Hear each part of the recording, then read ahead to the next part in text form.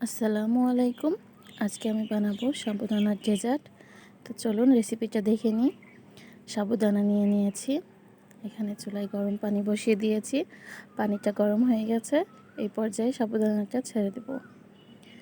সাবুদানাটা সিদ্ধ করতে দিব, একটু নেড়ে দিব, না হলে দলা পেকে যাবে।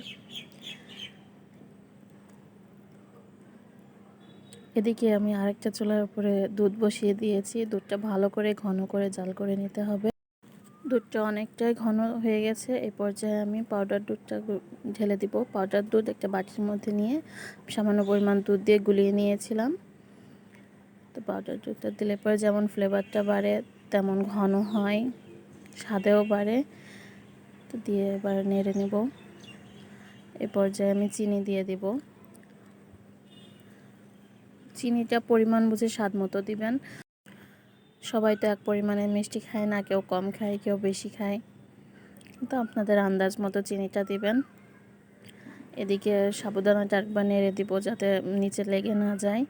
আমার প্রায় সেদ্ধ হয়ে এসছে। এখন আমি ছেঁকে নেব, একটা চালনার মধ্যে দিয়ে ছেঁকে নেব। ছেঁকে আমি সাবুদানাটা বাটির মধ্যে তুলে নিয়েছি। তো এই পর্যায়ে একটু দুধ দিয়ে দিব যাতে দলা পেকে না যায়। দুধ দিয়ে একটু নেড়ে দিব। সাবুদানাটা যদি দুধ না দিয়ে এভাবে ধোয়া যায় তাহলে দলা পেকে যায়। তো এই পর্যায়ে আমি সম্পূর্ণ দুধ দিয়ে দিয়েছি। এখানে আমি কিছু ফল কেটে নিয়েছি কিউব করে। আমি আম দিয়েছি, তারপরে আমি ড্রাগন দিয়েছি, বাদাম দিয়েছি, কিশমিশ দিয়েছি।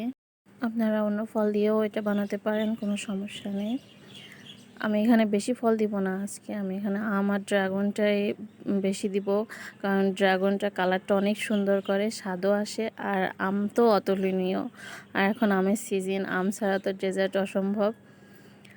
তাই আজকে আমি এই দুইটা দিয়েই বানাবো। এর সাথে একটু ডেকোরেশন করে দিলাম কাজু বাদাম আর কিশমিশ দিয়ে। সবাই বাসায় একবার হলেও ট্রাই করবেন, অনেক স্বাস্থ্যকর, স্বাস্থ্যসম্মত খাবার এটা। বাসার সবাই এটা পছন্দ করবে। আমার জন্য সবাই দোয়া করবেন, আমার পেজটাতে ফলো করে দিবেন, বেশি বেশি শেয়ার করবেন। আজকে পর্যন্তই, আল্লাহ হাফেজ।